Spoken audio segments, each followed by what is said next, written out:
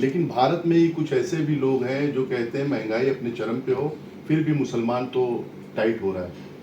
देखिए, ये बिल्कुल आप सही कह रहे हैं। ये एक पर्टिकुलर एक ख़ास पार्टी का एक थॉट है।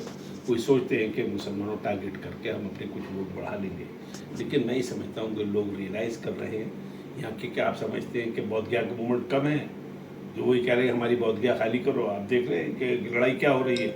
अगर जो शुल्कास जो अम्बेडकराइट हैं, उनकी भी एक करंट है कि नहीं, हमें ताकत में आना है, हमें ऐसे मनुवादियों को ठिकाने लगाना है। आप इसको क्या कहेंगे? जी। यहाँ बहुत सी करंट है ऐसी। भाई मराठा नॉन मराठा महाराष्ट्र जी, में इशू है, जी, नॉर्थ ईस्ट में देखिए कुकीज़ और जो जी, हुआ मणिपुर में 2 महीने जल्दी, जी, इसको जी। क्या कहेंगे आप? यहाँ कहाँ है? यहाँ यहाँ जो है अलग इश्यूज़ हैं। तो कहीं इशू धार्मिक है, कहीं इकोनॉमिक है। अच्छी बात ये है कि हमारी जो लॉ इन्फोर्सिंग एजेंसीज़ हैं, उनको अच्छी तरह एक्शन लेना है, और ऐसा एक्शन लेना है कि जिससे ये लगे कि नहीं साहब, काम सही हो रहा है। अब बाबरी मस्जिद के मैटर में तो ऑनरेबल जस्टिस चंद्रचूड़ जो आज बोल रहे हैं, मैं समझता हूँ वही उन्होंने कंटेम्प्ट कर दिया जो कुछ उन्होंने कहा जी, जी, अपने जजमेंट के खिलाफ। आप इसको क्या कहेंगे? जी, जी। जिस देश के अंदर डेमोक्रेसी में अंदर 2 पिलर जुडिशरी और मीडिया दोनों का सरेंडर कर जाए, दोनों अपना रोल ना निभाएं, तो डेमोक्रेसी कहाँ बचेगी? फिर तो वो माओक्रेसी हो जाएगी। जैसा कि अरिस्टोटल ने कहा, democracy is in fact a mobocracy. True. तो मुझे लगता है अरिस्टोटल की बात 2000 साल पहले कही गई और वो आज सही साबित हो रही है। तो इश्यूज डिफरेंट हैं। आज सर जिस प्रदेश में अभी हम हैं, उत्तर प्रदेश की बात कर रहा हूँ, उत्तर प्रदेश के जो मुखिया हैं योगी आदित्यनाथ जी, वो जी। कहते हैं कि आपको अपनी मोहब्बत जाहिर करनी है तो आप अपने घरों में आस्था अपनी रखिए, आप अपना प्यार जो है बाहर ना छलकाइए, अपने बच्चों को ना लाइए, उनको मदरसे स्कूल भेजिए, पढ़ाइए, और अगर इस तरह की आप गतिविधि करेंगे तो हम इस तरह की कार्रवाई करेंगे।